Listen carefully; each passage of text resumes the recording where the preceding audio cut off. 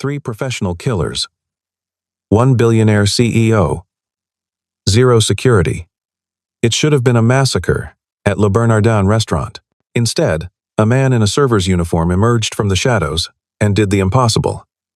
In 4 seconds, 3 bodies hit the floor. The security footage has 40 million views. But the real story isn't the fight, it's what happened when the CEO's assistant looked into the hero's eyes. Arthur Flynn carried himself like a man trying to disappear into his own shadow, though at 6 feet 2 inches, with shoulders that still bore the unmistakable architecture of military conditioning, true invisibility remained forever out of reach. 34 years had carved lines around eyes that had seen too much eyes, that now spent most of their time watching an 8-year-old girl named Adelaide master multiplication tables and negotiate extra bedtime stories. His hands, which once assembled rifles in pitch darkness and steadied ropes on midnight insertions, now wielded industrial dishwashers and silver polish in the back rooms of Manhattan's most exclusive restaurant.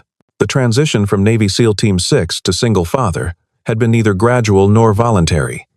It had been torn from him the day cancer stole Catherine from their small apartment, leaving him with a daughter who had her mother's golden hair and his own stubborn chin.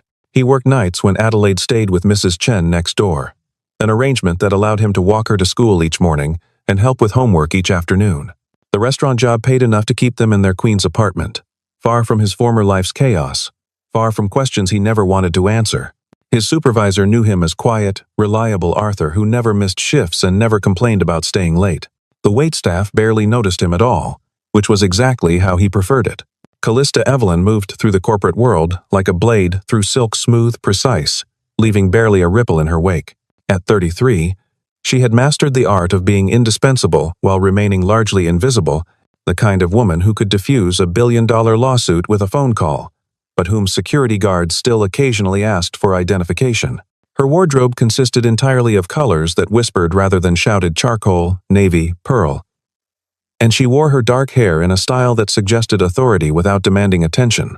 Behind her composure lay a childhood spent watching her mother work 3 jobs after her father's heart gave out when she was 7. Experiences that taught her to value security above romance, stability above adventure. She had tried love once, with a banker named Marcus, who promised her everything and delivered nothing except a broken engagement, and the realization that she functioned better alone. Now she channeled all that unused tenderness into managing Bernard Carter's impossible schedule and impossible moods, organizing his life with the devotion of a curator tending priceless art. Her apartment on the Upper East Side contained exactly 3 personal photographs and 17 books about leadership, though she secretly downloaded romance novels onto her tablet late at night, when the city lights looked particularly lonely through her floor-to-ceiling windows. Bernard Carter commanded boardrooms the way generals commanded armies, though lately he found victories tasted more like ash than champagne. At 45, he had built Carter Industries from his father's failing textile company into a multinational corporation worth $12 billion. But success had cost him 2 marriages and any relationship with his younger brother, who had died in a skiing accident while Bernie closed a merger in Tokyo. He treated human connections like hostile takeovers, something to be won or lost, never simply experienced. Only Callista seemed to understand the peculiar rhythm of his loneliness, bringing him coffee exactly 4 minutes before he realized he needed it, scheduling his days to include brief moments of solitude between conquests. He occupied the corner table at Le Bernardin every Thursday evening, using dinner meetings as fortification against the empty penthouse that awaited him. Tonight's dinner with Japanese investors was supposed to secure funding for Southeast Asian expansion, another victory to stack upon victories that had long since ceased to matter.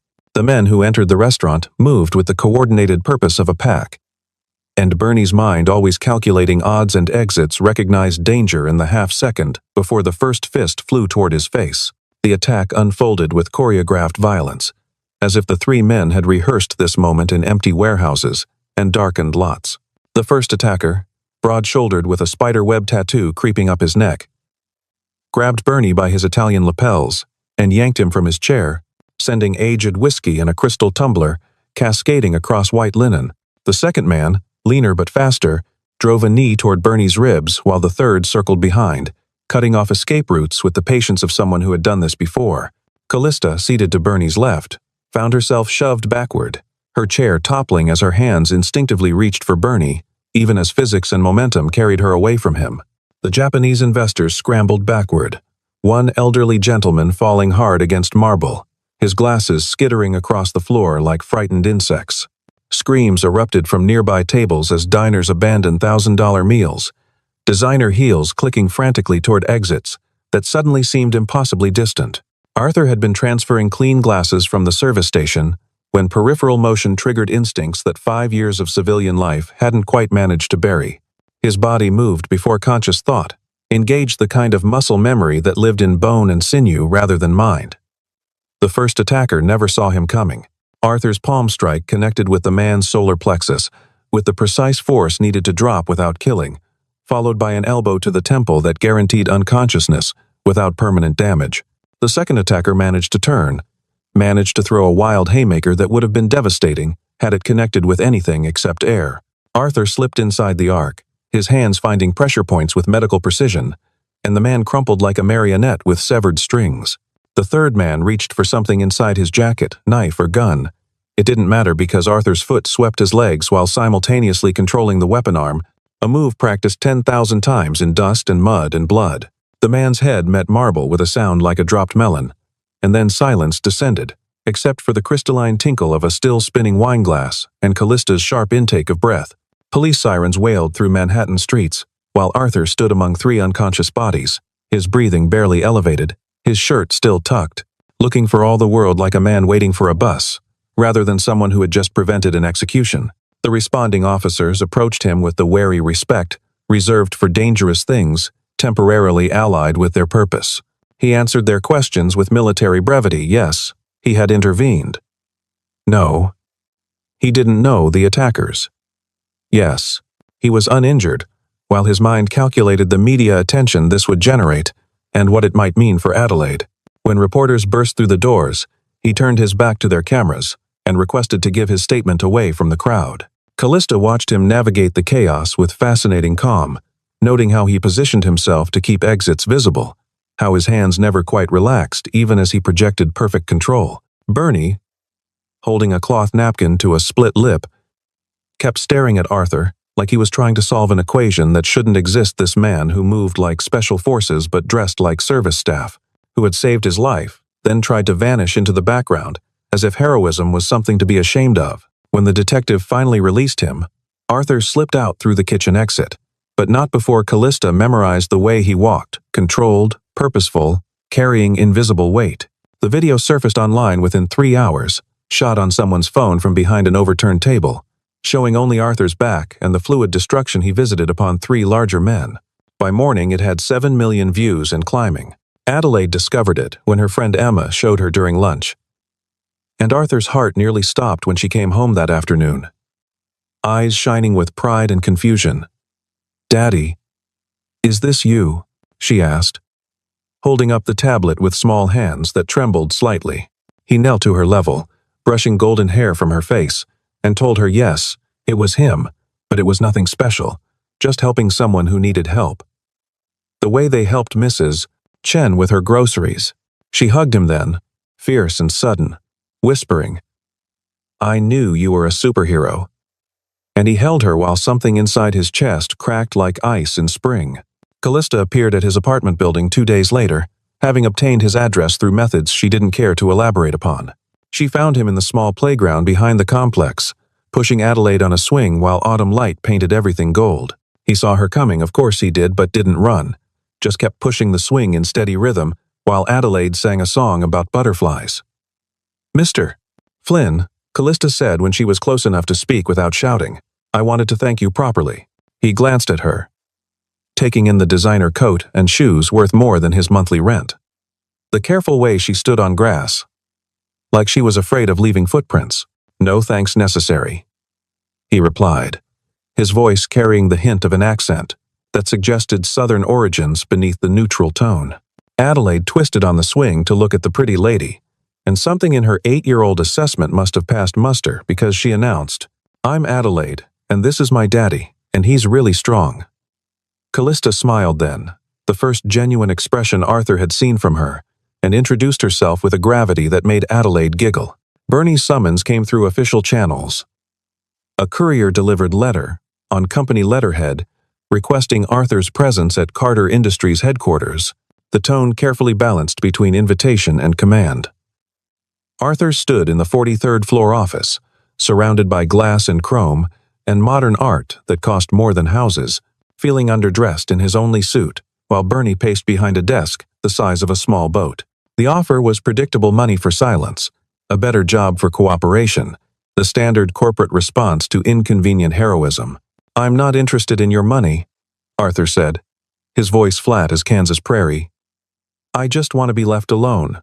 Bernie stopped pacing, genuinely surprised by someone refusing 6 figures like it was spare change. "Everyone wants something," Bernie insisted. But Arthur was already moving toward the door. "My daughter wants her father home safe every night. That's all I want too." Callista, who had been silent in the corner, stood as he passed, and he caught something in her expression, recognition maybe, or understanding, before he disappeared into the elevator. Their second meeting was unplanned, at least on Arthur's part. He was shopping for Adelaide's Halloween costume when Callista appeared in the seasonal aisle, looking hilariously out of place among plastic pumpkins and polyester ghosts. "Let me guess," she said, examining a princess costume with anthropological interest. "Adelaide wants to be a warrior?" He almost smiled. "A ninja, actually. Says princesses can't do backflips." They walked the aisles together, discussing the practical limitations of various costume choices, and Arthur found himself relaxing incrementally, the way he once had during those rare ceasefires, when enemy combatants would share cigarettes across no man's land. She told him about Bernie's paranoia since the attack, the increased security that made her feel more trapped than safe. He found himself telling her about Adelaide's mother, just fragments her laugh, her love of terrible reality television, the way she faced death with more courage than he'd seen in Medal winners. By the time they reached the parking lot, something had shifted between them. Some invisible barrier worn thin enough to see through. The investigation into the attack revealed what Arthur had suspected from the beginning. This wasn't random violence, but targeted retribution. The 3 men had connections to a competitor Bernie had crushed in a hostile takeover 2 years prior, a family company whose patriarch had committed suicide after losing everything. Bernie increased his security detail, hired a private investigation firm, turned his life into a fortress. But fortresses, Arthur knew from experience, only worked if you never had to leave them. The second attempt came 3 weeks later. A sniper's bullet through Bernie's office window while he was in a bathroom break, saved by simple biological timing. The shooter vanished before security could respond, leaving only a message carved into the roof access door. "This isn't over," Bernie called Arthur that night, not through lawyers or assistants but directly, his voice stripped of its usual corporate armor. "I need your help," he said, and Arthur heard what it cost him to admit that. "I can pay." "It's not about money," Arthur interrupted. "If I do this, it's to end it. Permanently. And you follow my rules, not yours." Arthur's integration into Bernie's security detail was intentionally subtle officially. He was a consultant reviewing protocols, which explained his presence without advertising his true role. He identified 17 vulnerabilities in the first day, from predictable routes to compromised personnel, presenting his findings with the emotional investment of someone reading a grocery list. But it was Callista who became his unexpected ally, providing insights into Bernie's stubborn routines and the corporate landscape that bred these vendettas. They spent hours in secure conference rooms, mapping threats and countermeasures, and Arthur discovered she possessed a tactical mind that would have served well in intelligence work. She learned to read his micro-expressions, the tiny shifts that indicated concern versus catastrophe. He learned that she hummed Motown when stressed and kept emergency chocolate in her desk's bottom drawer.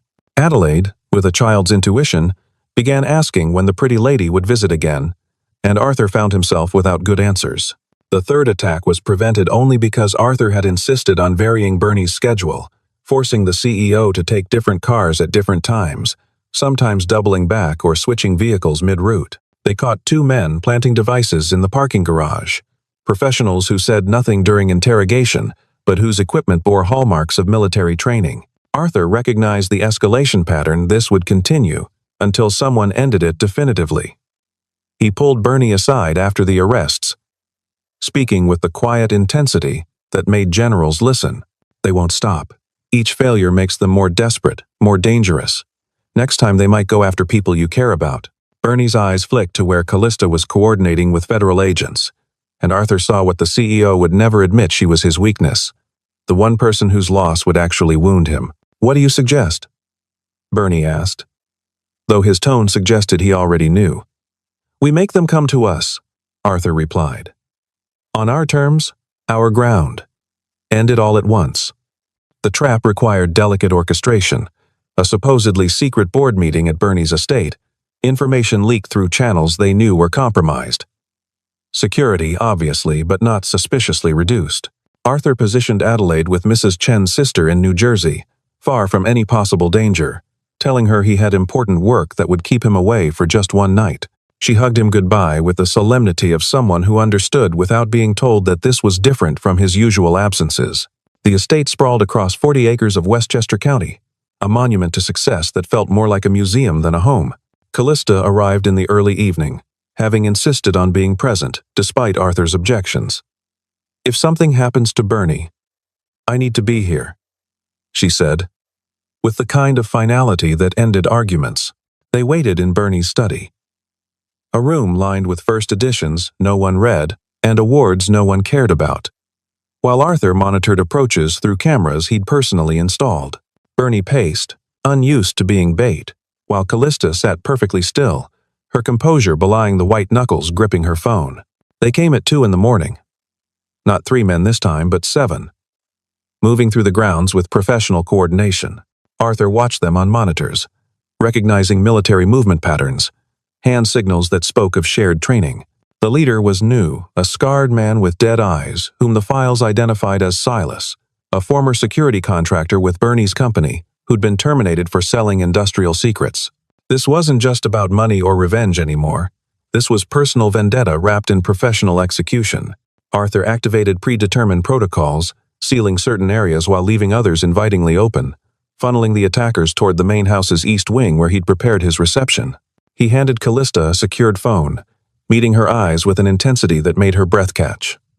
"Stay with Bernie. Lock the safe room door. Don't open it for anyone except me, and only after I give you the code word." She nodded, and impulsively, so quickly he almost missed it, touched his hand. "Be careful," she whispered. And he allowed himself one moment to squeeze her fingers before moving toward the darkness where violence waited. The first 2 never saw him coming, dropped by precise strikes from shadows they hadn't thought to check. The third managed a muffled shout before Arthur's arm wrapped around his throat, a blood choke that brought unconsciousness in seconds without permanent damage. But Silas had heard something, and suddenly the careful plan fractured into chaos. Gunfire erupted, muzzle flashes strobing through darkness as Arthur rolled behind marble statuary that exploded into dust and fragments. He moved through the house with liquid efficiency, using architecture as weapon doors slammed into faces. Stairs became gravity-assisted takedowns. A decorative sword from Bernie's collection found new purpose. The 4th and 5th attackers tried to flank him through the kitchen, but Arthur had fought in tighter spaces with worse odds. He used their coordination against them, forcing them into each other's lines of fire, creating confusion where there had been precision. A knife appeared in his hand, he couldn't remember pulling it, and then one attacker was screaming, clutching a precisely severed tendon that would heal, but never quite the same. Silas was different from the others, trained, experienced, personal stakes, making him dangerous in ways money couldn't buy. They faced each other in the main foyer, circling beneath a chandelier that cast prismatic light across marble floors now streaked with blood. "You don't know what he did," Silas said, his voice gravel and rage. "He destroyed everything. Left good people with nothing." Arthur kept his breathing steady, cataloging injuries, bruised ribs, possible fracture in his left hand, shallow knife wound bleeding through his shirt. "I know what you're doing won't fix it," Arthur replied, shifting weight to accommodate the damage. Silas attacked with the fury of someone with nothing left to lose, and for the first time that night, Arthur found himself genuinely tested. They crashed through furniture, trading strikes that would have killed lesser men. A brutal ballet that left both bloodied and gasping. In the end, it was Adelaide who saved him, not her presence but her memory. The need to return to her, overwhelming any acceptance of defeat. When Silas made his final error, a telegraphed haymaker born of exhaustion and fury, Arthur ended it with a combination that left the man unconscious but breathing. because Adelaide had asked him once if he had ever killed anyone, and he'd been able to say no, not since leaving the service. The safe room door opened to his code word. Adelaide and Callista emerged first, taking in his injuries with eyes that catalogued everything while revealing nothing. Then she was moving, finding first aid supplies with efficiency that suggested preparation, cleaning wounds while Bernie called authorities with shaking hands. "You're hurt," she said unnecessarily, her fingers gentle on his split knuckles. "I've had worse," he replied, which was true but irrelevant. She worked in silence while sirens approached, and when she was done, when the immediate damage was addressed, she did something unexpected. She leaned against him, just slightly, her weight warm against his uninjured side. "Thank you," she whispered. And he understood she meant not just for tonight, but for all of it, for being the kind of man who could do what was necessary without becoming the darkness he fought. Federal agents arrived with the sunrise, taking custody of Silas and the others, beginning the investigation that would eventually reveal a conspiracy reaching into Bernie's own board of directors. The mole, Bernie's own head of security who'd been selling information and access, was arrested at the airport trying to flee to a non-extradition country. Bernie held a press conference a week later, against legal advice but with Arthur's reluctant agreement, publicly thanking the man who'd saved his life twice and prevented what could have been a corporate assassination. Arthur stood in the background, uncomfortable in borrowed suit and media attention, but understanding this was necessary for closure. When reporters asked about his background, he gave them just enough: former military, single father, doing what anyone would do to satisfy without exposing. Callista managed the narrative with subtle expertise, ensuring Adelaide remained unmentioned and unphotographed, protecting what Arthur valued most. The aftermath was quieter than any of them expected. Bernie returned to his corporate world with new appreciation for the people who protected it, implementing security changes that went beyond personnel to include corporate culture shifts that might prevent creating future enemies. He offered Arthur a permanent position, head of security, 6 figures, benefits that would secure Adelaide's future through college and beyond. Arthur declined with characteristic simplicity. "I'm not a corporate man," he said, and Bernie had the wisdom not to push. But something else emerged from those conversations: unexpected and unspoken respect between men who had seen each other at extremes, who understood that courage came in different forms. Bernie started showing up at Adelaide's school plays, claiming he was in the neighborhood, fooling no one. He became Uncle Bernie by Christmas, the lonely executive finding something like family in a kitchen that smelled of homework and home cooking rather than corporate dinners and calculated conversations. Callista's presence in their lives evolved with organic inevitability, beginning with coffee after Adelaide's parent-teacher conferences, progressing to Saturday museum trips, where she proved surprisingly knowledgeable about dinosaurs and ancient Egypt. She never pushed, never assumed, just existed in their orbit with patient gravity until her absence felt more notable than her presence. Adelaide appointed herself matchmaker with 8-year-old subtlety, which is to say none at all, engineering scenarios that required Callista's assistance, suddenly developing interest in subjects that required bookstore visits, discovering urgent needs for feminine perspective on school projects. Arthur watched his daughter bloom under female attention, saw her unconsciously mimicking Callista's graceful gestures and thoughtful pauses, and felt something in his chest that had been frozen since Catherine's death begin its slow, painful thaw. The first dinner invitation came from Adelaide, naturally, delivered with the formal solemnity of a diplomatic summit. "Miss Callista, would you like to have dinner with us? Daddy's making spaghetti, and he only burns the garlic sometimes." Callista's eyes found Arthur's across the playground, where this negotiation was occurring, and he nodded once, surrendering to inevitability disguised as childhood manipulation. She arrived that evening with homemade brownies and a bottle of wine that cost more than their entire meal. But she sat at their small table like she belonged there, helping Adelaide with her math homework while Arthur cooked, filling space that had been empty so long they'd stopped noticing its shape.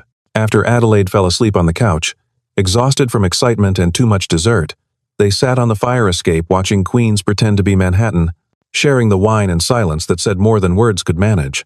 "She misses having a mother," Arthur said eventually, not looking at Callista but feeling her attention like warmth. "She doesn't remember Catherine much, just impressions, perfume, lullabies, the feeling of being held. I try. But there are things I can't be for her. Things I don't even know she needs. Until I see her watching other girls with their mothers." Callista was quiet for a long moment, processing implications and possibilities with the same care she brought to billion-dollar negotiations. "I miss having a family," she replied finally. "I've been so focused on being necessary that I forgot about being wanted. Bernie needs me to function, but Adelaide, she just wants me around. There's a difference." Arthur turned to look at her then, seeing past the professional polish to something raw and real underneath, and made a decision that would have seemed impossible weeks ago. "We want you around," he said simply. "Both of us." The progression was slow, careful. Two people who had been hurt, learning to trust not just each other but the possibility of happiness that didn't come with conditions or expiration dates. Callista kept her apartment, but gradually migrated belongings. A toothbrush, then work clothes, then the comfortable pajamas she wore when Adelaide demanded movie nights. Arthur learned her coffee preferences, her hatred of mornings, the way she hummed when happy and went silent when stressed. She learned his nightmares, the ones where he couldn't save everyone, and how to bring him back without making him feel weak. Adelaide absorbed it all, with the adaptability of childhood, adjusting to Callista's presence like a plant turning towards sun. Natural and necessary. The three of them developed rhythms, Sunday breakfasts that lasted until lunch, homework sessions that became life lessons, bedtime stories that required all three voices for proper dramatization. Bernie watched this evolution with unexpected satisfaction, finding vicarious warmth in their emerging family like a freezing man standing near a fire. He started declining dinner meetings in favor of Adelaide's birthday parties, the board conferences for school plays where his goddaughter, because that's what Adelaide had decided he was performed with enthusiasm that exceeded talent. The corporate titan, who had built empires on calculated isolation, discovered that power meant less than Adelaide's hand in his, during scary movie parts, that billion-dollar deals paled beside Callista's genuine smile when he remembered her mother's birthday, that Arthur's rare nod of approval felt more valuable than board validation. He was still alone in his penthouse most nights, still married to work that demanded everything and gave back only numbers, but now he had somewhere to go when the silence got too loud, people who welcomed him without agenda or expectation. 6 months after that night of violence, they gathered for Adelaide's 9th birthday, a small party that somehow included Bernie, Mrs. Chen, Adelaide's best friends from school, and a cake that Arthur had definitely not made himself despite claims otherwise. Callista wore jeans for the first time in Arthur's memory, her professional armor abandoned for something softer, realer. She helped Adelaide open presents with the patience of someone who understood that wrapping paper was half the fun, while Arthur took pictures with an ancient camera that Bernie kept threatening to upgrade. When Adelaide blew out her candles, her wish was loud enough for everyone to hear. "I wish we could always be like this," and the adults exchanged glances over her head, silent promises to try. Later, after sugar-crashed children had been collected by parents, and Bernie had left with suspiciously bright eyes and 3 pieces of leftover cake, the three of them sat in comfortable exhaustion, Adelaide sprawled across both their laps, fighting sleep with stubborn determination.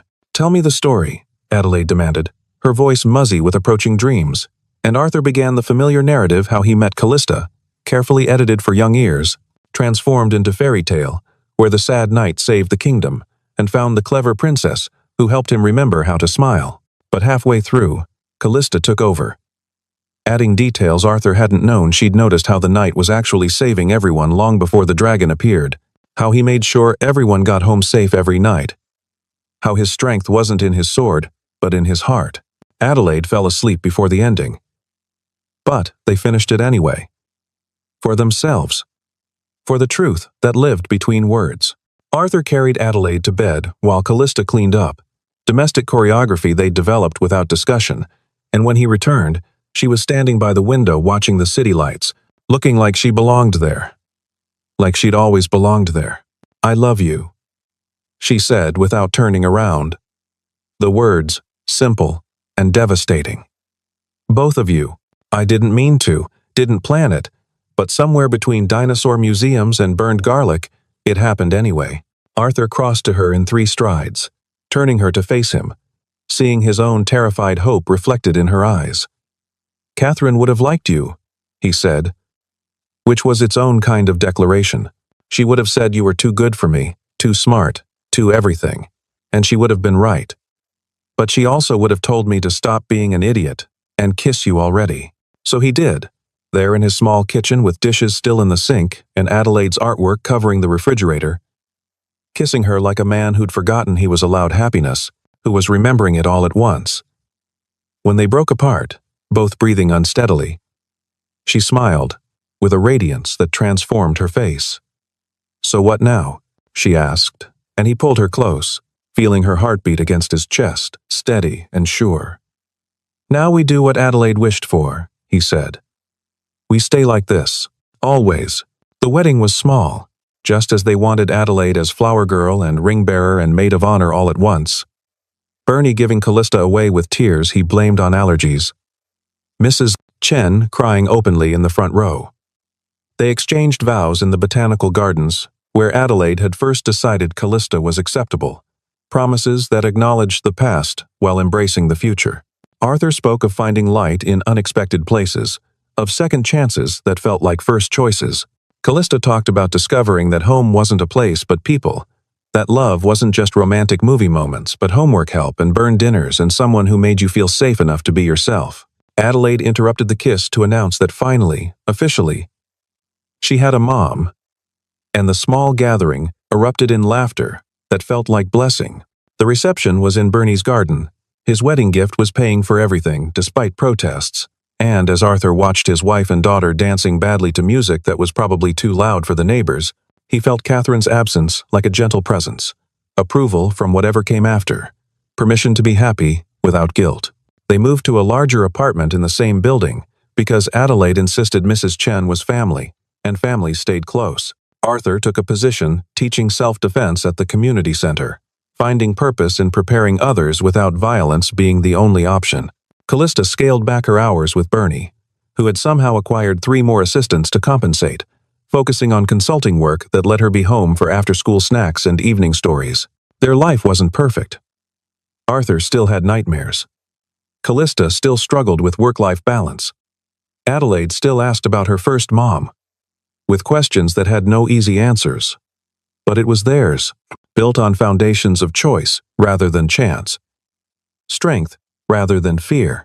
Bernie remained their constant satellite, the uncle-grandfather friend who showed up for Sunday dinners and science fairs, who taught Adelaide about business while she taught him about joy. He never found his own romantic happiness, but he found family in their kitchen, purpose in their milestones, peace in being needed for more than his money or power. Years passed in the rhythm of ordinary magic birthdays and holidays, fights and reconciliations, the small victories and defeats that make a life. Adelaide grew tall and fierce, inheriting Arthur's strength and Callista's intelligence. Catherine's kindness that lived on in gestures she didn't know she was making. She played soccer with her father's intensity and debated with her mother's precision, becoming herself while carrying pieces of all who loved her. Arthur learned to sleep through entire nights, to trust that happiness wasn't a temporary ceasefire but a sustainable peace. Callista discovered that being needed and being loved were different things, that she could be both, that she was enough just as herself. They built traditions, pancakes on Saturdays, movies on Fridays, the story of how they became family told and retold until it became mythology, truth wrapped in love and polished by time. On Adelaide's 18th birthday, as she prepared to leave for college engineering, because she wanted to build things that helped people, they stood together in the same botanical garden where they'd married, watching their daughter take pictures with friends who'd become family, boyfriends who'd been properly terrified by Arthur, teachers who'd been charmed by Callista. Bernie was there, grayer now but still formidable, telling anyone who'd listen about his goddaughter's accomplishments. Mrs. Chen had brought enough food for an army, convinced everyone was too thin. The party swirled around them, but Arthur and Callista stood apart for a moment, his arm around her waist, her head on his shoulder, watching their daughter laugh with the abandon of someone who'd never doubted she was loved. "We did good," Callista said softly, and Arthur pressed a kiss to her temple, breathing in the familiar scent of her shampoo, the comfort of her presence. "We did perfect," he corrected, and she laughed, the sound still capable of stopping his heart after all these years. As the sun set over the garden, painting everything gold and amber, Adelaide found them there, rolling her eyes at their public display of affection but joining their embrace anyway, nearly as tall as Arthur now but still their little girl in ways that mattered. "You know I'm coming home for Thanksgiving, right?"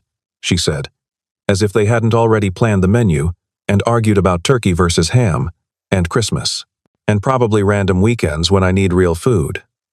Arthur tightened his arms around both his girls. These women who'd saved him in different ways, who'd given him purpose beyond survival, who'd taught him that strength wasn't just about what you could destroy, but what you could protect, what you could build, what you could love. Behind them, Bernie was making a toast, something about family and choice, and the unexpected places we find home. And everyone raised glasses to futures that looked nothing like their pasts, to happiness that came not from winning, but from refusing to lose what mattered most. The party continued past sunset, lights strung through trees, creating constellation patterns that would feature in Adelaide's memory forever. Arthur stood washing dishes. He always did the dishes, finding meditation in the simple task, while Callista and Adelaide sat at the kitchen table, looking through college supplies, catalogs, debating the necessity of 17 different organizational systems. Bernie dozed in the living room chair, claiming he was just resting his eyes, looking more peaceful than he ever did in boardrooms. This was what Arthur had fought for without knowing it. What he'd been protecting before he knew it existed. Not just the people, but the possibility of them. The chance for broken things to heal stronger, for loneliness to transform into connection. For a man trained in violence to discover that his greatest strength was in his gentleness, his greatest victory in his surrender to love. Outside, the city hummed its eternal song, indifferent to their small happiness. But inside their apartment, in the circle of light that held them together, they were complete. They were family. They were home.